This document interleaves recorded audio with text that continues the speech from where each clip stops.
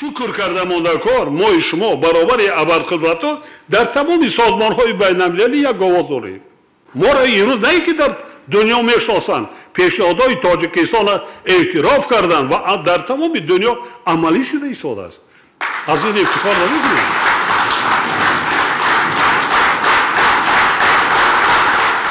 من کتاب تاجیکان بیهوده تقسیم نکرده ایستادم هر یک عائله که خانه فرزندان را خودتان هم خانه که ما کیم، بابای ما کی بود، اولاد ما کی بود، از کجا پیدا شدیم.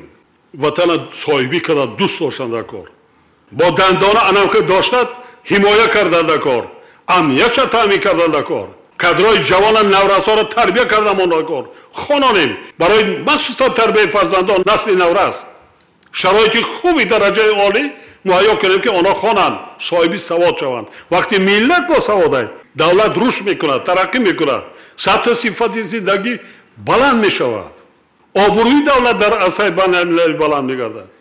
بسیار بسیار پروسس های وزمین در دنیا رفته ایستاده است.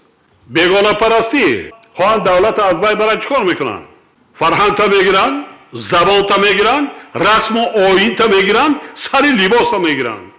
چیزی که برای زندگی انسان در کار است در تاجیکستان میروید، میسبزد، پرورش مییابد. چیزی مثلا همش یک طرف همین آن ذخیره های اصلا و برای انسان به بنزین، به سالارکا، به گاز، به برق زندگی کردن میشود، لیکن به آب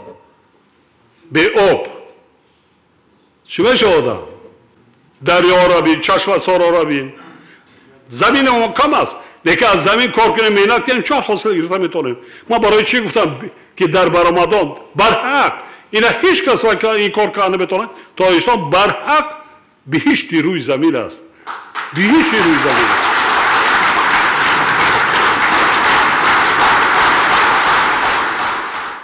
هر کسی که از همین سرزمین، از همین وطن ناشکری میکند، خدا میزند، کور میشود، کوری میشود. شکرانه کردم مدکار وطن مناسقا دوست داریم، صدقاً قلبمون قطعی، زبان قطعی نه، قلب قطعی، رفتار و کردار را قطعی اثبات کنیم.